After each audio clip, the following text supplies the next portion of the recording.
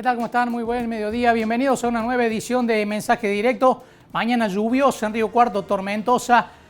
La tormenta a nivel nacional sigue siendo la economía, las complicaciones que está teniendo, que viene arrastrando y muy graves el gobierno nacional en casi todos los frentes económicos. Por estas horas, en el Congreso de la Nación está en discusión el presupuesto, que se votaría el 26 de octubre, pero que previamente está generando una negociación motivada principalmente por la debilidad política del gobierno, por el hecho de que necesita sumar votos, porque la Cámpora avisó en declaraciones públicas y también privadas que, según ellos, el acuerdo con el Fondo Monetario Internacional está caído y Argentina necesita un respiro, necesita otro programa que implique menos exigencias en términos de ajuste y, por lo tanto, está avisando la Cámpora que podría, como el año pasado, no votar el presupuesto, principalmente por su desacuerdo con respecto al acuerdo con el Fondo Monetario Internacional.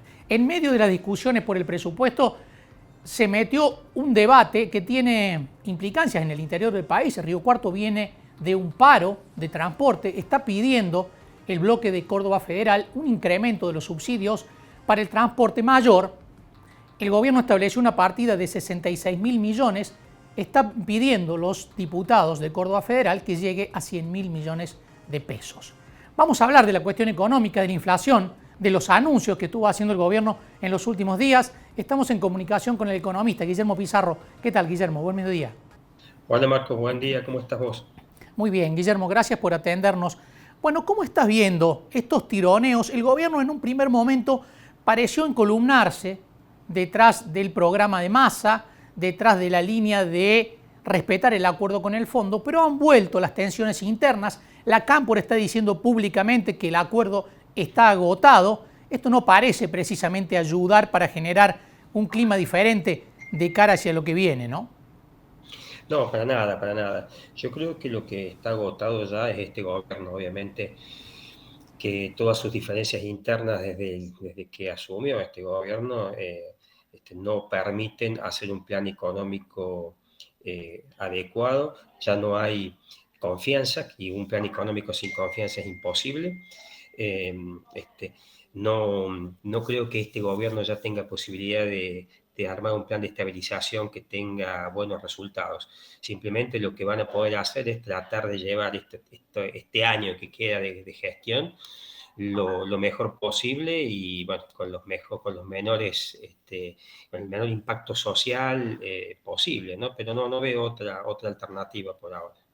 Guillermo, el gobierno está preparando algunos anuncios para los argentinos más desfavorecidos, digamos, quienes están en situación de indigencia y no reciben ayuda social. Bueno, ahí va a haber un bono. Y se conoció en las últimas horas la cuestión del anuncio por ganancias, subir el piso de ganancias. ¿Están faltando medidas o un alivio para la franja media de la población, digamos, para la gran mayoría de asalariados que viven de su sueldo, que no les alcanza con su sueldo y que tampoco llegan a los parámetros, por ejemplo, para pagar ganancias?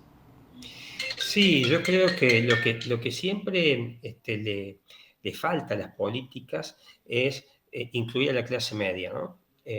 Los sectores vulnerables, obviamente, que se le da un paliativo que tampoco los saca de la pobreza, que es una ayuda para mantenerlos en la pobreza.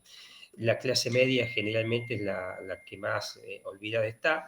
Este anticipo de suba del mínimo no imponible de ganancia, no se sabe bien si es un mínimo, si es la suba del mínimo no imponible o cómo lo implementan, pero esta suba viene sí a ayudar un poco, ¿no? No te olvides que la suba de los mínimos no imponibles se hace normalmente en junio de cada año en función de lo que es eh, la evolución del RIPTE, pero si vos ves lo que el cambio en el mínimo no imponible de junio del 2021 a junio del 2022 fue un 24% la suba en ese mínimo no imponible, y con este cambio que le van a dar ahora, que lo llevan de 2,80 a 3,30, recién tiene una suba del 46%. Cuando la inflación en este periodo de más de un año, de junio del 2021 a la última de septiembre que se conoció, está rondando el 100%, porque la última interanual, los últimos 12 meses, está en el 86%, sumale un par de meses más que quedaban y está rondando el 95%. Y los acuerdos salariales en algunos casos acompañaron a la inflación, en otros no, pero en ningún caso fue de este 46%. Entonces mucha gente se incorporó a pagar ganancias cuando antes por ahí no le correspondía, ¿no? Entonces ahora el gobierno anuncia que se van a eliminar o van a dejar de pagar ganancias a unas 380.000 personas, pero en realidad lo que está haciendo es ponerle un poco de equidad, ¿no? De tratar de compensar un poco, porque la inflación genera todas estas distorsiones y el gobierno no acompaña con las medidas tan rápidas como debería hacerlo, ¿no? ¿Usted, Guillermo, también incorporar gente o liberar a menos gente de la que debería quedar liberada del impuesto a las ganancias? Sí, yo creo que el impuesto a las ganancias. Imagínate que hoy tenés un mínimo no imponible, vas a tener de 330. Tenés de 280, te va a 330 a partir de noviembre. 280.000 pesos, estamos hablando de $1.000 blue. O sea, vos a partir de $1.000, cuando cobras 1.001, empezás a pagar ganancias. Y encima de una escala que no es una escala progresiva como debería ser, porque te dicen, bueno, hasta 280 no pagan. Más de 280 pagan en la escala que les corresponde. Es una locura. Entonces, los 81 que paga pleno, digamos, Claro, ¿no? exactamente. El Ujú. que queda grabado paga por una escala que no se actualiza, entonces vos cada vez pagas más. Y hoy vas a pagar a partir de 330, que son $1.100. O sea, imagínate que $1.000 en el mundo son los subsidiados en Europa, cobran 1.000 euros, los mileuristas que le llaman, y hay subsidios obviamente más grandes, pero hoy vos trabajás y cobras $1.000 y por esos $1.000 ya estás pagando ganancias. Es una locura, pero bueno, son las distorsiones que tiene este país, ¿no?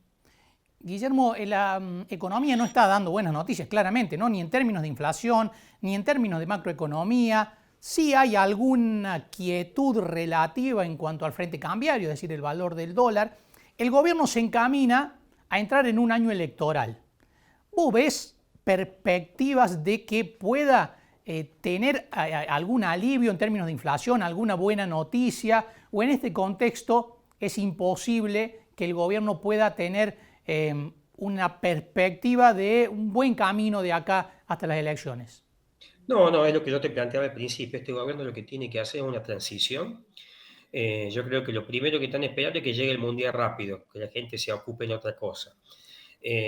Ahí sí, si realmente se hablaba de algún plan de estabilización, que no se sabe, porque en la interna de ellos todavía no lo terminan de resolver, que largarían algunas medidas en noviembre, pero un día dicen que sí, otro día dicen que lo desactivan, con lo cual te genera una incertidumbre adicional en la economía. Por otro lado, como te digo, están esperando que llegue el Mundial para que la gente se calme un poco y esté en otra cosa. Después del Mundial vienen las fiestas, después las vacaciones, y yo calculo que van a ir tirando hasta febrero o marzo. En diciembre harán otro plan platita, como le llaman normalmente, de poner unos mangos más. Y bueno, y con eso van a ir tirando. Pero no, mientras tenga ya un gobierno, como te digo, desgastado, sin confianza, un presidente que no existe, que no está, que está dibujado. Internas entre antes era la vicepresidenta y el presidente, ahora es con la cámpora. Y bueno, la verdad que se hace muy difícil. Para este gobierno yo lo veo casi imposible que pueda tomar medidas adecuadas para que la economía empiece a salir adelante. Guillermo, ¿hay que acostumbrarse por lo menos en los próximos meses a esta inflación del 6-7%? Sí, sí, sí, porque no hay posibilidad de una reducción importante. Por otro lado, las limitaciones de las importaciones van a seguir repercutiendo en lo poco que ingrese, va a ingresar a cualquier precio, porque el que tenga mercadería va a decir, bueno, yo la pago, la vendo al que la quiera comprar, que la compre y la pague lo que yo quiero. A su vez va a haber algún faltante. Por otro lado, la industria está viendo problemas de producción porque no tiene insumos intermedios, con lo cual lo que produzcan también va a ser seguramente con un mayor costo, con precios a la suba. A su vez los servicios se tienen que seguir acomodando y ajustando. Así que no veo, venimos arrastrando además una inercia inflacionaria. No veo que esto se pueda reducir en el corto plazo.